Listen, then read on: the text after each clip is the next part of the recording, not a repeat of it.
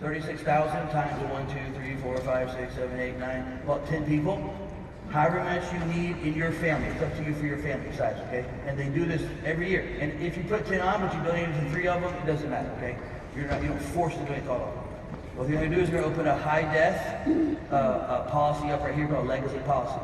Right now, me and my wife, we're sitting on probably close to, probably close to $36 million in life insurance death benefits, okay? But it's not, be careful here, understand, I didn't actually buy it. So here's the trick to this. Here's how the wealthier you're doing this. I didn't actually buy the policy on me and my wife, okay? And it's multiple policies, to be clear. Who bought the policy for me and my wife? The ILET did. So there's going to be a way that we're going to get out of estate tax forever, for every generation to ever come, and your family will never, ever, ever want for money again.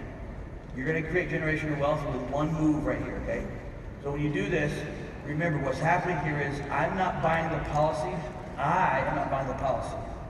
And I am the beneficiary of the policy, okay? So the ILIT, Irrevocable Life Insurance Trust, bought the policy through gift exempt money, through the crummy letter notices that we sent out. Everybody got it so far? Well, they did this right here. It's out of my gift estate. Okay, so even if my family got over, in this example, $36 million, they don't owe anything in taxes on that, even though we're going to be over the $30 million range. That number's going to keep going up year by year because we're going to buy more policies. Okay? So let's say by the time I am all passed away, and we pass away, we've added more policies to it, let's say that gets up to like the $50 million in death benefit.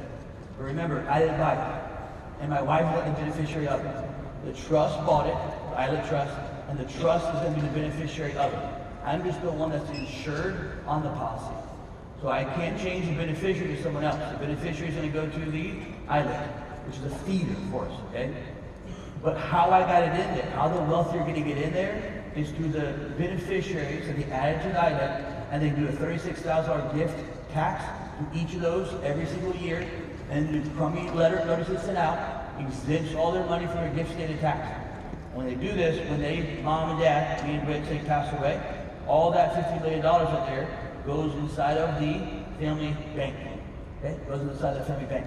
The family bank, because remember, even though I put $50 million in a normal scenario, all of a sudden my family would owe taxes on that $20 million. The first 30 would be free taxes, but the next 20 million would be taxed on at 40%, no deductions. It will be taxed on that for every generation to come. It will be taxed on that forever and ever and ever until there's no more money left. They'll tax it. It's called a death tax. It's not because you died and then paid. It's because it's going to put a death to all your money. It's just a matter of time. It's only a matter of time. It's called a death tax. Okay. So inside of it, because we went around this through the crummy letters and ILIT, all that money now belongs to the family bank. Now what happens is all that money is 100% tax free. It's tax free for how long? Forever. It'll never not be tax free. It'll always be tax free. Also, it's 100% asset protected. What happens now is this family bank have all these beneficiaries, which are now your children and grandchildren and great-grandchildren, etc. Have we got so far? How much money is in the family bank? $50 million. 100% tax free.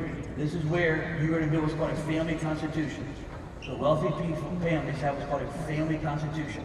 It's how their money is going to be spent. So me and you, like I create one, you're first generation, you would create one. That money will be spent how you have it laid out inside of your family constitution. In my family constitution, all it's going to basically say in big picture is, when this money right here comes in the bank, in the family bank, it then turns around and buys every person as a beneficiary another bigger policy. So they're going to use all this money to buy every single family member a bigger legacy policy. So when we started it, maybe me and mom over here, we put in a total throughout the years, it was 50 million, maybe we put in a total of, I'm making the number here, 5 million over time. But over here we have now 50 million. So they'll go spend $3 million on a policy, and $3 million on a policy, and $3 million on a policy, and $3 million, and $3 million. And depending on the age, they may have to adjust it to $3 million, $3 million, $3 million, etc. Now all of a sudden, on that family right there, each of them, let's just say they spent 3, but they each have now a $10 million death benefit. Everybody got it? All right. Who does that death benefit belong to? The bank. Whose bank? Family. The family's bank. Belongs to the family's bank. Can the children, grandchildren, great-grandchildren, great-great-grandchildren change how that's set up? No, because you did that in the same Constitution. It said, hey, when the family bank money comes in, we're going to take that money, buy it back out for more policies for all the generations to come. Therefore, what happens is every time someone passes away in the family then gets another $10 million, 100% tax, free. For how long? Forever. There'll come a point where you'll then cut it in half and say, okay, past this point, leave all the policies at $10 million a piece. Any money past the $10 million, drop down into the Dynasty Trust. Listen to me. You are like one freaking move away from truly setting up generational wealth forever, and you don't have to actually go build it. Meaning right now the way you play this game is that you gotta go build all this shit. Meaning you gotta go create this money, create this business, make it as big as you can so that one day you can pass down your business to your kids.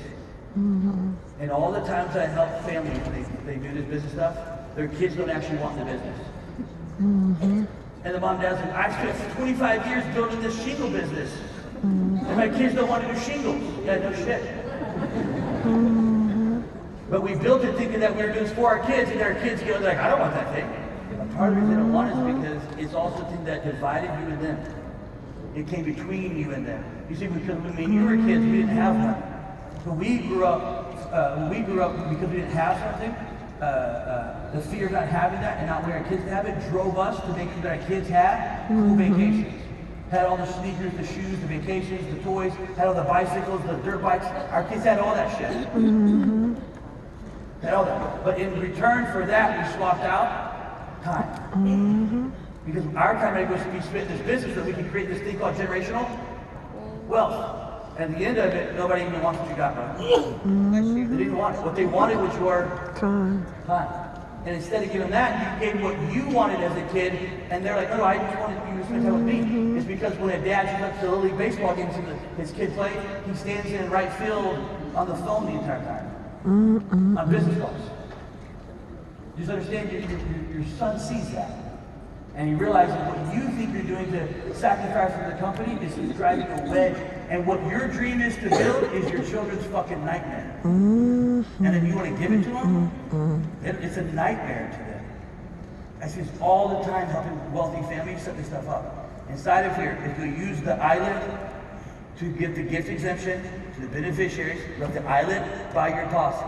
You say, well, Drew, I can't start with a freaking $50 million worth of death benefit. I understand that. Some of you can start with more of that. Some of you can start with less. It doesn't matter. It's just about engineer it. When do you engineer it? Now. You say, well, when I get money, I'll engineer it. Number one, if you don't change, you're not going to get money anyways. So it's a relative viewpoint. But just understand, if you wait till later, you won't get 50 million. You'll pay more and get less. Does that make sense to you? The big thing going for you is time. Time. You have the earlier you start this, the massive it explodes for your generation wealth. You say, well, I don't even have any money. Like I can do I can probably do like $1,000 a month. And the coolest things that we have, doing a giant legacy bank policy process. One of the coolest things we do is what's called a cash flow finding. All it means is when we sit down with you, we go through and find, listen, stop doing it here. Stop this piece. This is the wrong, you're putting it in the wrong place. Shift that from here. All right, now shift this one.